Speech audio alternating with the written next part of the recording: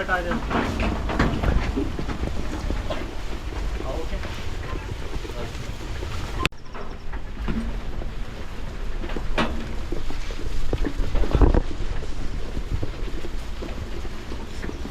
ಅವರೇ, ಈಗ ನಮ್ಮ ಚಾನಲಲ್ಲಿ ತುಂಬ ಜನ ಕಾಮೆಂಟ್ಸ್ ಮಾಡ್ತಿರ್ತಾರೆ ಅವಾಗ ಸರ್ ನಾವು ಮಾಡಕ್ಕೆ ಹೋದ್ವಿ ಲಾಸ್ ಮಾಡ್ಕೊಂಡ್ವಿ, ಕುರಿ ಸಾಕಣೆ ಮಾಡಿ ಲಾಸ್ ಮಾಡ್ಕೊಂಡ್ವಿ ಅಂತ. ಈ ಥರ ಲಾಸ್ ಆಗ್ಲಿಕ್ಕೆ ಏನೇನು ಕಾರಣಗಳಿದಾವೆ ಸರ್? ಲಾಸ್ ಆಗ್ಲಿಕ್ಕೆ ಕಾರಣಗಳು ಅಂದ್ರೆ ಸುಮಾರು ಜನ ಏನು ಅಂದ್ರೆ ಎಲ್ಲೋ ಒಂದ್ ಹತ್ರ ನೋಡಿರ್ತಾರೆ, ಒಂದ್ ಫಾರ್ಮ್ ವಿಸಿಟ್ ಮಾಡಿರಲ್ಲ, ಏನಿಲ್ಲ, ಡೈರೆಕ್ಟ್ ಏನ್ ಮಾಡ್ತಾರೆ, ಶೆಡ್ ಎಲ್ಲೋ ಒಂದ್ ಹತ್ರ ನೋಡ್ಬಿಟ್ಟು ಕುರಿ ಸಾಕಾಣಿಕೆಯಲ್ಲಿ ಅಷ್ಟ್ ಲಾಭ ಇದೆ ಇಷ್ಟ್ ಲಾಭ ಇದೆ ಅಂತ ಹೇಳ್ಬಿಟ್ಟು ಫಸ್ಟ್ ಪಾಯಿಂಟ್ ಬಂದ್ಬಿಟ್ಟು ಏನು ಅವ್ರಿಗೇನು ABCD ಏನು ಗೊತ್ತಿರಲ್ಲ, ಇದ್ರಲ್ಲಿ ಏನ್ ಆಗುವಗಳು ಏನು ಗೊತ್ತಿರಲ್ಲ. ಮತ್ತೆ ಕೆಲವು ಚಾನಲ್ಗಳು ಇದಾವೆ, ಅದನ್ನ ಮೊದಲೇ ಹೇಳ್ಬಿಡ್ತೀನಿ. ಹೌದು, ಅವ್ರು ತುಂಬಾ ಹೈಪ್ ಕ್ರಿಯೇಟ್ ಮಾಡ್ತಾರೆ.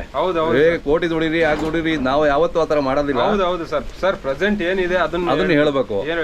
ಕೆಲವು ಅವರು TRPಗೋಸ್ಕರ, ಅವ್ರ ರೇಟಿಂಗ್ಗೋಸ್ಕರ ನ್ಯೂಸ್ ಬರ್ಲಿ ಅಂತ ಹೇಳ್ಬಿಟ್ಟು ಏನೇನೋ ಸುಮ್ಮನೆ ಅನ್ನೆಸರಿ ಇದು ಕ್ರಿಯೇಟ್ ಮಾಡ್ತಾರೆ. ಅದನ್ನ ನಂಬ್ಕೊಂಡು ಹೋದ್ರೆ ಕಷ್ಟ ಬಿಡ್ತಲ್ವಾ? ಅದನ್ನ ನೋಡ್ಬಿಟ್ಟು ಏನ್ ಮಾಡ್ತಾ ಇದಾರೆ, ಸುಮಾರು ಜನ ಈ ಫೀಲ್ಡ್ ಗೆ ಹೊಸದಾಗಿ ಸುಮಾರು ಜನ ಬರ್ತಾ ಇದಾರೆ. ಇದ್ರ ಬಗ್ಗೆ ಎಲ್ಲೂ ಹೋಗ್ಬಿಟ್ಟು 4 ಕಡೆ ಫಾರ್ಮ್ ವಿಸಿಟ್ ಹೋಗಿ ಅಲ್ಲಿ ಆಗು ಹೋಗೋಗಳು ಏನು ಅನ್ನೋ ತಿಳಿದಿರಲ್ಲ. ಏನೋ ಯೂಟ್ಯೂಬ್ ಚಾನಲ್ ಅಲ್ಲಿ ನೋಡ್ಬಿಟ್ರು, ಹೋಗ್ಬಿಟ್ರು ಶೆಡ್ ಒಂದು 10 ಲಕ್ಷ ರೂಪಾಯಿ ಶೆಡ್ ಇನ್ವೆಸ್ಟ್ಮೆಂಟ್ ಮಾಡ್ಬಿಟ್ರು, ಅಲ್ಲಿ ಹೋಗ್ಬಿಟ್ಟು ಮರಿಗಳು ತಗೊಂಡ್ ಬಂದ್ಬಿಟ್ಟು ಲಾಸ್ ಮಾಡ್ಕೊಂತ ಇದಾರೆ. ಅಲ್ಲಿ ಏನಾಗಿದೆ ಅಂದ್ರೆ ಏನು ಗೊತ್ತಿರಲ್ಲ ಅವ್ರಿಗೆ. ಅದೇ ಇಲ್ಲಿಂದ ಹೋಗ್ತಾರೆ, ಅಲ್ಲಿ ಹೇಳ್ದಷ್ಟು ಕೊಡ್ತಾರೆ, ದುಡ್ಡು ತಗೊಂಡ್ಬರ್ತಾರೆ, ಇಲ್ಲಿ ಸಾಕಾಣಿಕೆ ಮಾಡೋದ್ ಗೊತ್ತಿರಲ್ಲ ಯಾವ ತರ ಅಂತ. ಆ ತರ ಲಾಸ್ ಮಾಡ್ಕೊಂಬರ್ ಸುಮಾರು ಜನ ಇದಾರೆ. ಯಾವ ತರ ಟ್ರೀಟ್ಮೆಂಟ್ ಮಾಡ್ಬೇಕು, ಮೆಡಿಸಿನ್ ಮಾಡ್ಬೇಕು ಅನ್ನೋದು ಗೊತ್ತಿರಲ್ಲ. ಫಸ್ಟ್ ಪಾಯಿಂಟ್ ಏನ್ ಮಾಡ್ಬೇಕು ಅಂದ್ರೆ, ಅಲ್ಲಿ ಈ ಕಡೆಯಿಂದ ಇಲ್ಲಿ ಸಾಕಾಣಿಕೆ ಮಾಡೋರು ಜಾಸ್ತಿ ಆಗಿದ್ದಾರೆ. ಹೌದು, ಅಲ್ಲಿ ಮರಿ ಇಲ್ಲಿಂದ 200 ಜನ ತರಕ್ ಹೋದ್ರೆ ಅಲ್ಲಿ 100 ಜನಕ್ಕೆ ಆಗಷ್ಟು ಮರಿ ಮಾತ್ರ ಸಿಗ್ತಾ ಇದೆ. ಅಷ್ಟು ಡಿಮ್ಯಾಂಡ್ ಆಗೋಗ್ಬಿಟ್ಟಿದೆ. ಆದ್ರಿಂದ ಮರಿಗೆ ಅವಾಗ ನಾವೇನು 6,500 ಮರಿ ತರ್ತಾ ಇದೀವಿ, ಅದೇ ಮರಿ ಇವತ್ತು 7,000 ರಿಂದ 7,500 ಇಡ್ಬೇಕಾಗಿದೆ. ಅಲ್ಲೇ 1,000 ರೂಪಾಯಿ ಜಾಸ್ತಿ ಆಯ್ತು ಮರಿಗೆ. ಅದಾದ್ಮೇಲೆ ಇಲ್ಲಿ ಏನ್ ಮಾಡ್ತಾ ಇದಾರೆ, ಇಲ್ಲಿ ತಗೊಂಡ್ ಬಂದ್ಬಿಟ್ರೆ ಪ್ರಾಪರ್ ನಾವು ವ್ಯಾಕ್ಸಿನ್ ಮೇಂಟೈನ್ ಮಾಡ್ತಾ ಇಲ್ಲ. ಕರೆಕ್ಟ್ ಆಗಿ ಟೈಮ್ ಟು ಟೈಮ್ ವ್ಯಾಕ್ಸಿನ್ ಮತ್ತೆ ಫುಡ್ ಯಾವ ತರ ಮೇಂಟೈನ್ ಮಾಡ್ಬೇಕು ಅದೆಲ್ಲ ಕರೆಕ್ಟ್ ಆಗಿ ಪ್ರಾಪರ್ ಆಗಿ ಮೇಂಟೈನ್ ಮಾಡಲ್ಲ. ಆದ್ರಿಂದನೂ ಲಾಸ್ ಆಗ್ತಾ ಇದೆ. ಅದೆಲ್ಲ ಮುಂಜಾಗ್ರತೆ ಆಗಿ ಎಲ್ಲಾದ್ರೂ ಒಂದ್ ಕಡೆ 4 ಕಡೆ ವಿಸಿಟ್ ಹೋಗಿ ಫಾರ್ಮ್ ವಿಸಿಟ್ ಹೋಗ್ಬಿಟ್ಟು ತಿಳ್ಕೊಂಡ್ಬಿಟ್ಟು ಮಾಡಿದ್ರೆ ಅದು ಸಕ್ಸಸ್ ಆಗ್ಲಿಕ್ಕೆ ಸಾಧ್ಯ. ಮತ್ತೆ ಮಾರ್ಕೆಟಿಂಗು ನಾವು ಅಲ್ಲೇ ರೇಟ್ ಆಲ್ಮೋಸ್ಟ್ 1,000 ರೂಪಾಯಿ ಜಾಸ್ತಿ ಕೊಟ್ಟಿರ್ತೀರ. ಇಲ್ಲಿ ನಾವು ಸಾಕಾಣಿಕೆಯಲ್ಲಿ ಏನಾದ್ರು ಒಂದ್ ಸ್ವಲ್ಪ ನಮ್ ತರ ಪ್ರಾಪರ್ ಆಗಿ ಸಾಕಿದ್ರಂತೂ ಏನೋ 1,500 ರೂಪಾಯಿ 2,000 ರೂಪಾಯಿ ಮರಿಗೆ ಲಾಭ ಮಾಡ್ಬೋದು. ಏನ್ ಮಾಡ್ತೀವಿ, ಇಲ್ಲಿ ಸಾಕಾಣಿಕೆ ಅಲ್ಲಿ ದುಡ್ಡಿಟ್ಟು ಬಂದಿರ್ತೀರ, ಆಲ್ಮೋಸ್ಟ್ 1,000 ರೂಪಾಯಿ 500 ರೂಪಾಯಿ ಜಾಸ್ತಿ ದುಡ್ಡಿಟ್ಟು ಬಂದಿರ್ತೀರಾ. ಇಲ್ಲಿ ಸಾಕಾಣಿಕೆ ಮಾಡೋದ್ರಲ್ಲೂ ಫೇಲ್ಯೂರ್ ಆಗಿರ್ತೀರಾ. ಲಾಸ್ಟ್ ನೀವು ಮಾರಾಟ ಮಾಡುವಾಗ ನಿಮ್ಗೆ ಹಾಕಿರೋ ಬಂಡವಾಳನೂ ಹುಟ್ಟಲ್ಲ, ಹಂಗಾಗ್ಬಿಡುತ್ತಲ್ಲ, ಆ ತರ ಆಗ್ಬಿಡುತ್ತೆ. ಆದ್ರಿಂದ ಎಲ್ಲಾದ್ರೂ 4 ಕಡೆ ತಿಳ್ಕೊಂಡು ಮಾಡೋದ್ ಬೆಟರ್ ಸರ್. ಇವಾಗ ಏನ್ ಗೊತ್ತಾ, ಅಲ್ಲೇರು ಬದುಕ್ತಾ ಇದಾರೆ, ಮತ್ತೆ ಇಲ್ಲಿ ನಮ್ಮ ಹತ್ರ ಮರಿ ತಗೊಂಡ್ ಹೋಗ್ತಾರಲ್ಲ, ಪರ್ಚೇಸ್ ಮಾಡ್ತಾರಲ್ಲ, ಅವ್ರು ಬದುಕ್ತಾ ಇದಾರೆ. ರೈತನಿಗೆ ಏನೇನು ಸಿಗ್ತಾ ಇಲ್ಲ ಸರ್. ಮೊದಲು ನಾವೇ 2,500 ರಿಂದ 3,000 ರೂಪಾಯಿ ಲಾಭ ಮಾಡ್ತಾ ಇದೀವಿ. ಈ 3 ವರ್ಷದಿಂದ 3,000 ರೂಪಾಯಿ ಲಾಭ ಸಿಗ್ತಾ ಇತ್ತು. ಈಗ 1,500 ಸಿಕ್ಕಿದ್ರೆ ಸಾಕಪ್ಪ ಸ್ವಾಮಿ ಅನ್ನಂಗ ಆಗ್ಬಿಟ್ಟಿದೆ ಸರ್. ಕರೆಕ್ಟ್ ನೀವು ಹೇಳಿದ್ದು. ಈಗ ಏನಾಗುತ್ತೆ, ಮರಿ ತಗೋಬೇಕಾದ್ರೆ ಅಲ್ಲಿ ಮರಿ ಡಿಮ್ಯಾಂಡ್ ಆಗಿದೆ, ಸಿಗ್ತಾ ಇಲ್ಲ ಸರ್. 2 ತಿಂಗಳು ಸಾಕಿ 1,000 ರೂಪಾಯಿ ಲಾಭ ಸಿಗ್ತಾ ಇಲ್ಲ, ಆ ತರ ಆಗ್ಬಿಟ್ಟಿದೆ. ಏನು ಅಂದ್ರೆ ಇದನ್ನ ಪ್ರಾಪರ್ ಆಗಿ ಮಾಡೋರ್ಗಿದೆ. ಇವಾಗ ನಾವೆಲ್ಲ ಪ್ರಾಪರ್ ಆಗಿ ಅಲ್ಲಿ ಯಾವ ರೀತಿ ಕೊಂಡ್ಬೇಕು ಅದೇ ರೀತಿ ಕೊಂಡ್ತಾ ಇದೀವಿ, ಪರ್ಚೇಸ್ ಮಾಡ್ತಾ ಇದೀವಿ. ನಮ್ಗೆ ಒಂಥರ ಬ್ಯಾಲೆನ್ಸ್ ಕರೆಕ್ಟ್ ಆಗಿ ಬ್ಯಾಲೆನ್ಸ್ ಮಾಡ್ತಾ ಇದೀವಿ, ಲಾಸ್ ಮಾಡ್ಕೊಂತ ಇಲ್ಲ. ಆದ್ರೆ ಸುಮಾರು ಜನ ರೈತರು ಲಾಸ್ ಆಗ್ತಾ ಇರೋದು ಏನ್ರಿಂದ ಅಂದ್ರೆ ಈ ತರ, ಇಲ್ಲಾಂದ್ರೆ ಅಲ್ಲಿ ಜಾಸ್ತಿ ಇಟ್ಟು ಬರ್ತಾರೆ, ಇಲ್ಲಿ ಮರಿ ಸಾಕಾಣಿಕೆ ಮಾಡೋದ್ರಲ್ಲಿ ಎಡುತ್ತಾರೆ, ಮತ್ತೆ ಮಾರ್ಕೆಟಿಂಗ್ ಅಲ್ಲೂ ಪ್ರಾಬ್ಲಮ್. ಕರೆಕ್ಟ್. ಇಲ್ಲಿ ಮಧ್ಯದಲ್ಲಿ ರೈತನೇ ದುಡ್ಡಿಲ್ದಂಗೆ ಇವಾಗ ಲಾಸ್ ಮಾಡ್ಕೊಂತ ಇರೋದು ಇವರು ಸಾಕೋರೆ. ಮಾರಾಟ ಮಾಡೋರು ಅಲ್ಲಿ ಒಳ್ಳೆ ದುಡ್ಡು ಮಾಡ್ತಾ ಇದಾರೆ, ಇಲ್ಲಿ ತಗೊಂಡೋದವ್ರು ದುಡ್ಡು ಮಾಡ್ತಾ ಇದಾರೆ. ರೈತನಿಗೆ ಏನೇನು ಸಿಗ್ತಾ ಇಲ್ಲ ಸರ್. ಅಲ್ಲಿ ತಗೊಂಡ್ ಬಂದ್ಬಿಟ್ಟು ಒಂದು ವ್ಯಾಪಾರ ಅನ್ನೋದಲ್ಲಿ ಬರೀ ಒಂದು 3 ಅವರ್ ಅಲ್ಲಿ ಅವ್ರು ವ್ಯಾಪಾರ ಮಾಡ್ಕೊಂಡು ಹೋಗ್ಬಿಡ್ತಾರೆ, 1,000 ಲಾಭ ಮಾಡ್ಕೊಂಡು. ನಾವು ಸರ್ 2 ರಿಂದ 2.5 ತಿಂಗಳು ಬೆಳಿಗ್ಗೆ ಸಾಯಂಕಾಲ ಕಷ್ಟ ಬಿದ್ದು ಸಾಕ್ತಿವಿ ಸರ್. ಹೌದೌದು, ನಮ್ಗೆ ಏನೇನು ಸಿಗ್ತಾ ಇಲ್ಲ. ನಮ್ಮ ಹತ್ರ ಬರ್ತಾರೆ ಸರ್ ಇಲ್ಲಿ ತುಂಬಾ. ಇವಾಗ ಅದ್ 12-13 ಸಾವಿರ ರೂಪಾಯಿ ಬಾಳಂಗಿದ್ರೆ 10,000 ಕೊಡಿ ಅಂತ ಕೇಳ್ತಾರೆ. ನಮ್ ಹೊಟ್ಟೆ ಉರ್ದೋಗುತ್ತೆ. ಹೌದು ಸರ್, ಈ ತರ ಪರಿಸ್ಥಿತಿ ಬಂದ್ಬಿಟ್ಟಿದೆ. ಆದ್ರಿಂದ ಆದಷ್ಟು ಅಲ್ಲಿ ಕಮ್ಮಿ ರೇಟ್ ತಗೊಂಡ್ಬಂದು ಇಲ್ಲಿ ಮರಿ ಸಾಕಾಣಿಕೆಯಲ್ಲಿ ಯಾವ್ದೇ ಕಾರಣಕ್ಕೂ ನಿಮ್ಗೆ ಗೊತ್ತಾಗ್ದಿದ್ರೆ 4 ಕಡೆ ಹೋಗ್ಬಿಟ್ಟು ಒಳ್ಳೊಳ್ಳೆ ಫಾರಮ್ಗಳಲ್ಲಿ ವಿಸಿಟ್ ಮಾಡಿ. ನಮ್ ಫಾರ್ಮ್ಗೆ ಸರ್ ಭಾನುವಾರ ಆಯ್ತು ಅಂದ್ರೆ ಸುಮಾರು ಜನ ಬಂದ್ಬಿಟ್ಟು ಇಲ್ಲಿ ನಾವೇನ್ ಟ್ರೈನಿಂಗ್ ಮಾಡಲ್ಲ, ಯಾರ ಹತ್ರ ದುಡ್ಡು ಇಸ್ಕೊಂಬಲ್ಲ, ನಮ್ಗೆ ಗೊತ್ತಿರೋದು ಹೇಳ್ಕೊಡ್ತೀವಿ. ಸುಮಾರು ಜನ ನಮ್ ಫಾರ್ಮ್ಗೆ ಬಂದ್ಬಿಟ್ಟು ವಿಸಿಟ್ ಬರ್ತಾರೆ, ಯಾವ ತರ ಸಾಕಾಣಿಕೆ ಮಾಡ್ಬೇಕು ಅಂತಾರೆ. ಬಂದ್ಬಿಟ್ಟು ತಿಳ್ಕೊಂಡು ಹೋಗಿ ಫೋನಲ್ಲಿ ಕೇಳೋದ್ರಿಂದ ಏನು ಗೊತ್ತಾಗಲ್ಲ ಸರ್. ಹೌದೌದು. ಫೋನಲ್ಲಿ ಕೇಳಿದ್ರೆ ನಾವೊಂದು ಹೇಳಿದ್ರೆ ನಿಮ್ಗೂ ಒಂದು ಗೊತ್ತಾಗುತ್ತೆ. ಕರೆಕ್ಟ್. ಆಲ್ಮೋಸ್ಟ್ ನಾವು ಭಾನುವಾರ ಒಂದ್ ದಿವಸ ನಿಮ್ಗೆ ಫ್ರೀ ಆಗಿ ಸಿಗ್ತೀವಿ. ಇನ್ ಮಿಕ್ಕಿದ ದಿನಗಳಲ್ಲಿ ನಾವು ಸಂತೆಗಳಿಗೆ ಹೋಗಿರ್ತೀವಿ, ಸಿಗಲ್ಲ. ಹೌದೌದು. ಭಾನುವಾರ ನಿಮ್ಗೂ ರಜೆಗಳು ಇರುತ್ತೆ, ಆಫೀಸ್ ಅಲ್ಲಿ ಇಲ್ಲೇ. ಭಾನುವಾರದ ನಮ್ಮ ಫಾರ್ಮ್ ವಿಸಿಟ್ ಬಂದ್ರೆ ಯಾವ ತರ ಸಾಕಾಣಿಕೆ ಮಾಡ್ಬೇಕು, ಯಾವ ತರ ಫುಡ್ ಕೊಡ್ಬೇಕು, ಪ್ರತಿಯೊಂದು ನಾನು ತಿಳಿಸ್ಕೊಡ್ತೀನಿ ಏನ್ ಮಾಡ್ಬೇಕು ಅನ್ನೋದು. ಆ ತರ ಮೇಂಟೈನ್ ಮಾಡ್ಕೊಂಡು ಹೋಗಿ. ಟ್ರೈನಿಂಗ್ ಮಾಡಲ್ಲ, ಯಾರ ಹತ್ರ ಏನ್ ದುಡ್ಡು ಇಸ್ಕೊಂಬಲ್ಲ ಸರ್.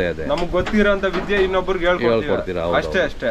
ಅದರಿಂದ ಏನ್ ನಮ್ಗೆ ದುಡ್ಡು ಮಾಡ್ಬೇಕು ಅನ್ನೋದೇನು ಅವಶ್ಯಕತೆ ಏನಿಲ್ಲ. ನಿಮ್ಮಿಂದ 4 ಜನಕ್ಕೆ ಅನುಕೂಲ ಆದ್ರೆ ಅಷ್ಟೇ ಸರ್. ನಮಗ್ ಗೊತ್ತಿರೋದ್ 4 ಜನಕ್ಕೆ ತಿಳಿಸ್ಬೇಕು ಅಷ್ಟೇ. ಹೌದು. ಅವ್ರು ಇವಾಗ ನೋಡಿ ಸರ್, ಲಕ್ಷಾಂತರ ರೂಪಾಯಿ ಸರ್ ನಮಗ್ ಗೊತ್ತಿದ್ದಂಗೆ ಅವ್ರ ಹತ್ರ ದುಡ್ಡಿರಲ್ಲ, ಎಲ್ಲೋ ಇಂಟ್ರೆಸ್ಟ್ ತಂದಿರ್ತಾರೆ, ಇಲ್ಲ ಅಂದ್ರೆ ಒಡವೆನೋ ಏನೋ ಒಂದ್ ಇಟ್ಟು ನಾವು ಏನೋ ಒಂದ್ ಮಾಡೋಣಪ್ಪ ನೋಡು, ಎಲ್ಲರೂ ಸಾಕಾಣಿಕೆ ಮಾಡ್ದಂಗ್ ನಾವು ಮಾಡೋಣ, ಏನೋ ಲಾಭ ಸಿಗ್ತಾ ಇದೆ ಅಂತ ಹೇಳ್ಬಿಟ್ಟು ಬರ್ತಾರೆ ಈ ಫೀಲ್ಡ್ಗೆ. ಕರೆಕ್ಟ್. ಲಾಸ್ಟ್ ಗೆ ಅವರು ತಂದಿರೋ ದುಡ್ಡಿಗೆ ಬಡ್ಡಿ ಕಟ್ಟಕ್ ಆಗಲ್ಲ ಸರ್. ಹಂಗಾದ್ರೆ ಆ ತರ ಪರಿಸ್ಥಿತಿಗೆ ಬಂದ್ಬಿಟ್ಟಿದೆ. ಕೆಲವರು ಹಂಗೆ ಮಾಡ್ಕೊಂಡಿದ್ದಾರೆ, ನೋಡಿದೀವಿ. ಅದನ್ನೇ ಆಗ್ಬಿಟ್ಟಿದೆ ಸರ್. ಸುಮಾರು ಫಾರಮ್ಗಳು ಮುಚ್ಚಾಗ್ಬಿಟ್ಟಿದಾವೆ. ಹೌದೌದು. ಆದ್ರಿಂದ 4 ಕಡೆ ನೋಡ್ಬಿಟ್ಟು ಮಾಡೋದು ಬೆಟರ್ ಅನ್ಸುತ್ತೆ. ಕರೆಕ್ಟ್. ಈ ತರ ಇದೆ ಸರ್. ಆದ್ರಿಂದ ರೈತನಿಗೆ ಏನೇನು ಸಿಗ್ತಾ ಇಲ್ಲ. ನಾವು ಮಾಡುವಾಗೆಲ್ಲ ಸ್ಟಾರ್ಟಿಂಗ್ ಈ 4 ವರ್ಷದಿಂದ ಮರಿ 3,000 ರೂಪಾಯಿ ಸಿಗ್ತಾ ಇದೆ ಸರ್. ಈಗೆಲ್ಲ ಏನೇನು ಇಲ್ಲ ಸರ್. ಈ ತರ ಇದೆ.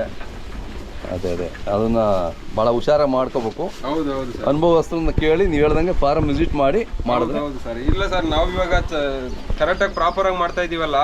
ನೋಡಿ ಇವಾಗ ಏನಿಲ್ಲ ಅಂದ್ರೂ 50 ದಿವಸಕ್ಕೆ ಈ ತರ ಬಂದಿದೆ. ಇನ್ನೊಂದು 20 ಡೇಸ್ ಇಟ್ಕೊಂಡ್ರೆ ಇನ್ನು ತುಂಬಾ ಚೆನ್ನಾಗಿ ಬರುತ್ತೆ. ಏನಿಲ್ಲ ಅಂದ್ರೆ 12,000 ರೂಪಾಯಿ ಮೇಲೆ ಮಾರುತ್ತೆ. ಹೌದೌದು. ಚೆನ್ನಾಗಿ ಬಹಳ ಆರೋಗ್ಯವಾಗಿದ್ದಾವೆ. ಹೌದೌದು. ಈ ತರ ಹೆಲ್ತಿ ಆಗಿದ್ದು ಮರಿ ಈ ತರ ಒಳ್ಳೆ ಗಟ್ಟಿ ಇರ್ಬೇಕು.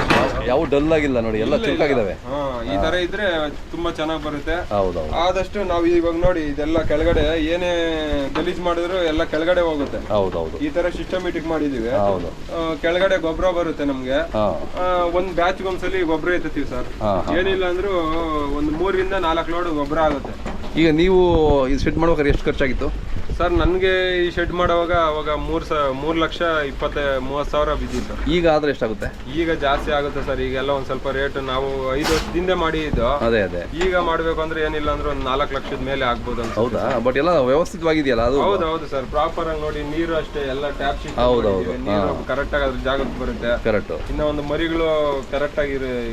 ಯಾಕಂದ್ರೆ ಕೆಲವರು ನಾನು ಒಂದ್ 2 ಕಡೆ ನೋಡಿದೀನಿ, ಹೌದು, ಬಹಳ ಮೋಸ ಮಾಡ್ಬಿಟ್ಟಿದ್ದಾರೆ ಶೆಡ್ ಮಾಡೋದ್ರಲ್ಲಿ. ಹೌದು ಸರ್. ಅವ್ರು ಯಾರೋ ನಂದು ಬರೀ 3.5 ಲಕ್ಷನೇ ಅನ್ಕೊಳ್ಳಿ ಇನ್ವೆಸ್ಟ್ಮೆಂಟ್. 3.5 ಲಕ್ಷಕ್ಕೆ 70 ಮರಿ ಮೇಯಿಸ್ತಾ ಇದ್ದೀನಿ. ಹೌದೌದು. ಅಲ್ಲಿ 15 ಲಕ್ಷ ಖರ್ಚು ಮಾಡಿ ಶೆಡ್ ಕಟ್ಟಿ 25 ಮರಿ 50 ಮರಿ ಬಿಟ್ಕೊಂಡಿದ್ದೆ. ಅಷ್ಟೊಂದು ಇನ್ವೆಸ್ಟ್ ಮಾಡಿದ್ರೆ ಲಾಭ ಹೆಂಗ್ ಬರಕಾಗುತ್ತೆ? ಎಲ್ಲ ಶೆಡ್ಗೆ ಇನ್ವೆಸ್ಟ್ಮೆಂಟ್ ಮಾಡಿದ್ರೆ ಮರಿ ಸಾಕಾಣಿಕೆ ಮರಿ ತರಕ್ಕೆ ದುಡ್ಡಿರಲ್ಲ ಅವ್ರಿಗೆ. ಕರೆಕ್ಟ್. ಆ ತರ ಆಗೋಗ್ಬಿಡುತ್ತೆ. ಆಲ್ಮೋಸ್ಟ್ ನಾವು ಫಸ್ಟ್ ಸರ್, ನಾನೇನು ಬಂದೋನೆ ನಾನು ಈ ತರ ಶೆಡ್ ಕಟ್ಟಕ್ ಆಗಿಲ್ಲ. ನಾನು ಚಿಕ್ಕ ಗುಡಿಸ್ಲಲ್ಲಿ 10-20 ಮರಿ ಸಾಕಿ ಹಂತವಾಗಿ 10 ಮರಿ 20 ಮರಿ ಈ ತರ ಮಾಡ್ಕೊಂಡು ಇವಾಗ ಇಲ್ಲೊಂದು 70 ಮರಿ ಮೇಯುತ್ತೆ. ನನ್ನ ಹಳೆ ಶೆಡ್ ಅಲ್ಲಿ ಒಂದು 35 ಮರಿ 40 ಮರಿ ಮೇಯುತ್ತೆ. ಈಗ 100 ಮರಿ ಸಾಕಾಣಿಕೆ ಮಾಡ್ತಾ ಇದ್ದೀನಿ. ಹಿಂಗೆ ಹಂತವಾಗಿ ಬೆಳೆದ್ ಬಂದಿ ಸರ್. ಕರೆಕ್ಟ್. ಈ ತರ ಸ್ಟೆಪ್ ಬೈ ಸ್ಟೆಪ್ ಯಾರೇ ಆಗ್ಲಿ ಒಂದೇ ಸಲ 100 ಮಾಡ್ತೀನಿ 200 ಮಾಡ್ತೀನಿ ಅಂತ ಯಾವ್ದೇ ಕಾರಣಕ್ಕೂ ಹೋಗ್ಬೇಡಿ. ಒಂದು 20-30 ಮಾಡ್ಕೊಳ್ಳಿ. ಅದ್ರಲ್ಲಿ ಎಕ್ಸ್ಪೀರಿಯನ್ಸ್ ಆದ್ಮೇಲೆ ನೀವು ದೊಡ್ಡ ಮಟ್ಟವಾಗಿ ದೊಡ್ಡದಾಗಿ ಶೆಡ್ ಹಾಕಿ ಲಕ್ಷಾಂತರ ರೂಪಾಯಿ ಇನ್ವೆಸ್ಟ್ಮೆಂಟ್ ಮಾಡಿ ಶೆಡ್ ಹಾಕಿ ಏನಾದ್ರೂ ಮಾಡಿ ನಿಮ್ಗೆ ತಿಳಿದ್ಮೇಲೆ.